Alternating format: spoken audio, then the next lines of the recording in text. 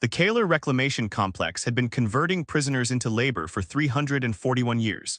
It orbited nothing worth naming, a burned debris field that had once been a human colony called Aldrich's Reach, before the Vantiri Compact decided the system's minerals were worth more than its people. The complex itself was older than the war. It had processed the Gurn after their collapse. It had processed the Asin, the Teluvai, the three splinter clans of the Rel Expanse. Every species the Compact had ever conquered eventually passed through one of its 400 cells, and every species eventually complied. The number the Compact was proudest of was 91%. 91% of processed prisoners across 3 centuries were eventually certified for labor reassignment, stripped of resistance, sorted into work details, shipped out to whichever front needed hands. The other 9% were listed as non-viable. The word did not appear on any casualty report. It appeared only in internal audits, in a column nobody outside the complex was permitted to read. Humans were new to the ledger. The war was 11 years old. In that time, 604 human prisoners had passed through Kaler's processing wing. 0 had been certified for labor reassignment, not 1. The Compact did not know what to do with a species that broke the curve entirely in the wrong direction. So they kept sending them, and they kept a man named Veskelith in charge of finding out why. Corporal Elias Wren arrived at Kaler with 3 cracked ribs, a dislocated shoulder that had been reset by someone with no training in Vantiri anatomy, and a file that the intake officer read twice. The first read produced a set of vitals that looked like equipment error. The second read, after recalibrating the scanner twice, produced the same numbers: elevated cortisol, elevated growth hormone, a resting heart rate that should have belonged to someone in surgical shock, attached to a man who was, according to the same scan, fully conscious and tracking every person in the room. He had been a combat medic before he was a prisoner, assigned to a forward unit that had been overrun during the retreat from the Aldrich line. Nobody in the ambush had expected the position to hold as long as it had. Nobody expected the medic to be the last man standing when the Vantiri finally broke through. He did not announce any of this. He was walked to a holding cell, given a thin blanket and a ration bar, and he ate the ration bar in 4 bites and went to sleep sitting upright against the wall, because lying flat hurt the ribs less than most positions, but the wall gave him a line of sight to the door. Around his wrist, under the intake restraints, was a strip of woven fabric, a friendship bracelet, faded green and gray, made by his daughter before he shipped out. The intake officer noted it in the file as personal item, non-hazardous, retained. Nobody thought about it again for a long time. Wren had not mentioned his rank, his unit, or his medical training. The file did that for him. He simply arrived, found the wall with the best sightline, and got to work healing. Overseer Veskelith had broken 41 species in his career. He kept the count the way some men keep a batting average, quietly, precisely, and with total confidence that the next number would only prove the pattern. His method was not violence. He was careful about that distinction, careful in the specific way that people are careful when they have built an entire identity around not being the crude version of themselves. His method was escalation. Small pressures applied in sequence, each one slightly beyond what the last one required: heat, then cold, then isolation, then labor, then combat, each stage calibrated from the data of the stage before. He did not enjoy the process. He respected it the way an engineer respects a load-bearing calculation. Every species had a threshold. He had simply gotten very good at finding it. He introduced himself to new intakes the way certain men introduce themselves to people they have already decided they understand, with a patience that was not kindness, and a friendliness that was not warmth. "You'll adjust," he said to Wren on the first morning in the tone of a man delivering a weather report. "Everyone adjusts. It usually takes about 6 weeks." Wren looked at him for a moment with an expression that did not change based on what Keleth had said. Only, it seemed, based on some internal calculation running behind it. 6 weeks, Wren said. "All right." That was the entire exchange. Keleth made a note in his log: subject calm, non-confrontational, likely early-stage denial, and moved on to the next cell. Behind the observation glass, Chief Archivist Sela Doran wrote nothing at all. She had pulled the Human Medical Archive 2 weeks earlier when the first anomalous vitals report crossed her desk, and she had been reading it every night since. She said nothing to Keleth about what she had found. She was waiting for the data to say it instead. The first stage was gravity.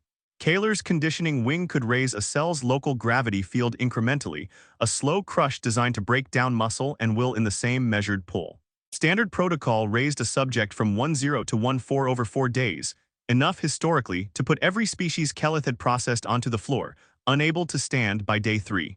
Wren was raised to 1. 4 on schedule. On day 3 he was still standing. On day 4, when the technician came to log the session, Ren was doing slow push-ups against the far wall, using the extra weight the way a man uses a barbell he asked for. The technician did not know what to write. He wrote it anyway. Subject appears to be training against the gravity increase rather than succumbing to it. When Kelleth reviewed the footage, he did not see defiance. He told himself, a delayed reaction. The body had not yet caught up to the load. He ordered the gravity raised again, faster this time, direct to 1.6. Doran, reading the session log afterward, wrote a single line in her private file, the file Kelleth did not know existed. Hormesis response. Confirmed, second instance. She did not explain the word to anyone. She simply kept collecting the instances that would eventually force her to. Asked during a routine medical check how the increased gravity felt, Ren answered without any performance in it at all. Heavier, he said, give it a week. I'll adjust. He was not wrong, he was not being brave about it either. It was, as far as anyone could tell, simply the truest answer available to him. What followed was not one trial. It was 5, each one larger than the last, and each one producing the same result in a different shape. The second trial was sleep. Kelleth's protocol allowed subjects 4 hours a night, staggered at irregular intervals for 11 days, long enough, across 3 centuries of data, to collapse the judgment of every species that had passed through the wing. Ren's judgment did not collapse. His reaction times, measured on day 9, were 4% faster than his intake baseline. Doran's private file gained a second confirmed line. Kelleth's official file gained a note that read, without any apparent irony, subject's cognitive metrics inconsistent with sleep deprivation model. Recommend extending deprivation window to isolate variable. The third trial was isolation.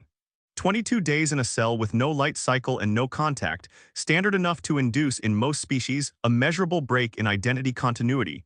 Subjects would begin speaking to the walls, to imagined commanding officers, to nothing. On day 14, the cell's audio pickup recorded Ren talking. He was not speaking to the walls. He was reciting in order every patient he had treated in the field hospital before capture: names, injuries, outcomes, the way a man keeps a ledger so the ledger does not keep him. On day 22, he walked out of the cell steady on his feet, asked what day it was, and adjusted immediately when told. The fourth trial was labor. 16-hour shifts moving reclaimed hull plating in the complex's lower bay, at a pace calibrated to break the back of any species within 3 weeks. By week 2, Ren's output had increased. The floor supervisor, an old-line Vantiri sergeant who had run the labor wing for a decade, filed a report that Kelleth read 3 times before filing it away unanswered. Subject requesting heavier loads. State's current weight isn't enough anymore. Recommend review. The fifth trial was combat conditioning. Controlled sparring sessions against rotating opponents, intensity increased weekly, designed to erode a subject's morale through repeated, unwinnable defeat. Ren lost the first 4 sessions. He lost the 5th by a smaller margin. By the 8th session, he was no longer losing. None of this was dramatic in the way that Kelleth's training simulations back at the Compact Academy had been dramatic. There was no music to it, no montage. It was documentary, a man doing push-ups against extra weight, a man reciting names in the dark, a man asking politely for more.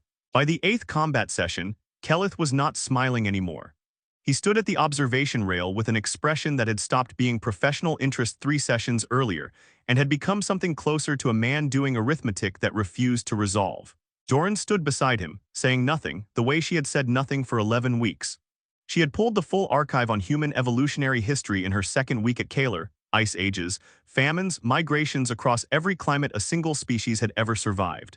She had read about a stress response system that did not just tolerate damage but used it, converted it, treated hardship as instruction. She had not told Kelleth. She had been waiting for the room to need the file more than it needed her opinion. Ren, through all 5 trials, said almost nothing beyond what was asked of him directly. He did not know, or did not act as though he knew, that the numbers being recorded around him were breaking 41 years of a man's professional certainty. He was not performing endurance. He was simply each time doing the next necessary thing, then resting, then doing it again. Once, midway through the labor trial, a young Vantiri guard, one of the ones who still smiled the way rooms smile when a hierarchy is being enforced, asked him why he didn't just quit trying. Ren looked at the hull plating in his hands for a moment before he answered. "Trying's not really the word for it," he said. "This is just what getting up in the morning looks like now."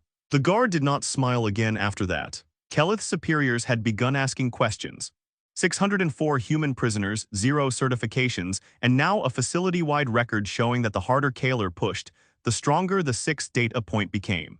Kelleth had 1 trial left in the protocol, the one he had never needed before. The champion's floor, a direct combat match against Kaler's undefeated processing enforcer.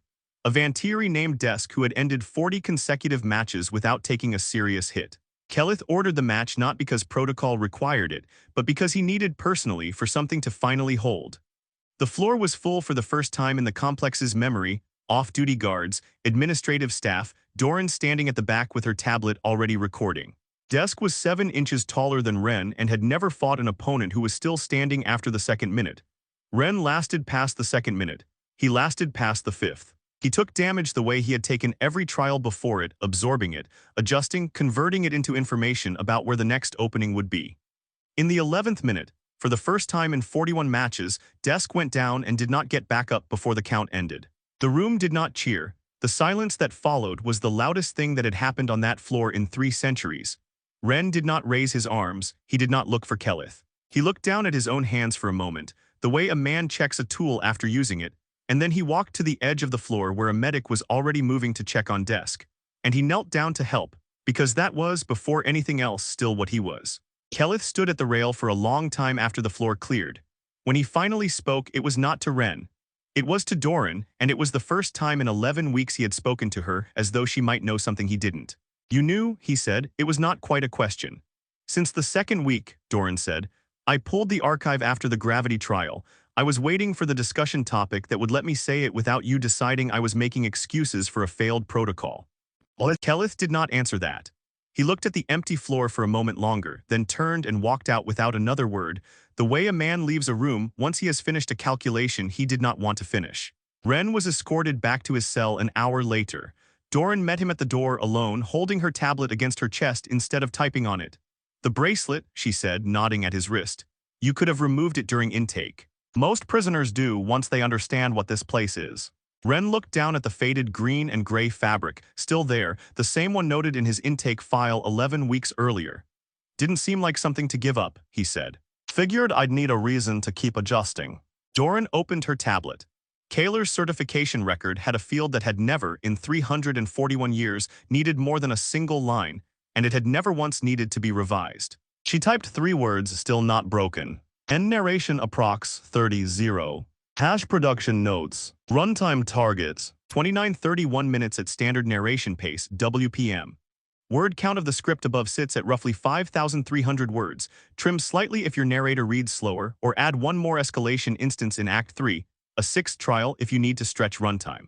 Bookend object. The daughter's bracelet mentioned at intake Act 1 and paid off in the final exchange Act 4. Craft checks against your master template. Institution established before any character. Protagonist introduced via file, not self-announcement.